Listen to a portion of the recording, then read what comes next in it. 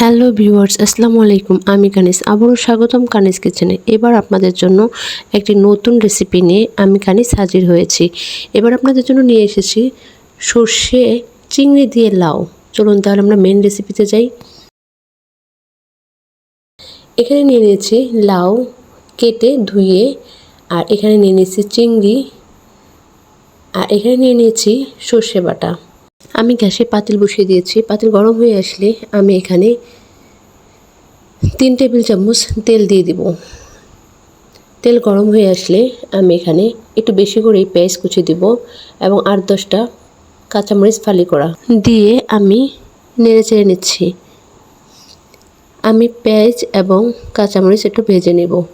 ভাজা হয়ে আসলে এখানে আমি হাফ চামচ জিরা বাটা, হাফ চামচ আদা বাটা, হাফ চামচ রসুন বাটা দিয়ে আমি ভালো করে ভেজে নেব। ভাজা হয়ে আসলে এখানে আমি সামান্য একটু গরম পানি দিয়ে একটু কষিয়ে নেব। কষানো হয়ে আসলে এখানে আমি দিয়ে দিব সর্ষে বাটাটা দিয়ে আমি ভালো করে কষিয়ে নেব। সর্ষে বাটাটা দিয়ে ভালো করে কষিয়ে নিয়ে এখন আমি এখানে দিয়ে দিব হাফ চামচ হলুদ গুঁড়ো, সামান্য একটু মরিচ গুঁড়ো এবং স্বাদ মতো লবণ। মরিচটা একটু কম দিতে হবে, লাউয়ে এত ঝাল ভালো লাগে না।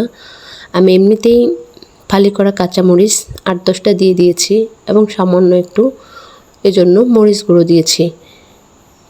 এখন আমি এখানে চিংড়ি দিয়ে ভালো করে কষিয়ে নিয়ে আমি ঢাকনা দিয়ে ঢেকে দেব। আমি 3-4 মিনিট পর ঢাকনা খুলে আবারও একটু কষিয়ে নেব। কষানো হয়ে আসলে আমি এখানে লাউ দিয়ে আবারও ভালো করে নেড়ে চেড়ে কষিয়ে নেব। কষানো হয়ে আসলে আমি এখানে ঢাকনা দিয়ে ঢেকে দেব। 6-7 মিনিট পর আমি ঢাকনা খুলে আবারও নেড়ে চেড়ে দেব। দেখুন লাউ থেকে পানি ছেড়েছে, এজন্য আমি আর এখন পানি দেব না, একটু কষিয়ে নেব। ভালো করে একটু নেড়ে চেড়ে কষিয়ে নিয়ে তারপর এখন আমি এখানে সামান্য একটু গরম পানি দেব। একেবারে সামান্য একটু গরম পানি দিয়ে আবারও নেড়ে চেড়ে আমি ঢাকনা দিয়ে ঢেকে দেব। আবারও 3-4 মিনিট পর ঢাকনা খুলে দেখুন আমার লাউ প্রায় হয়ে আসছে। এখন আমি ধনিয়া পাতা কুচি দিয়ে একটু নেড়ে চেড়ে পরিবেশনের জন্য তুলে নেব। খুবই অল্প সময়ে ঘরোয়া উপাদান দিয়ে এই সর্ষের চিংড়ি লাউ অসাধারণ এক রেসিপি।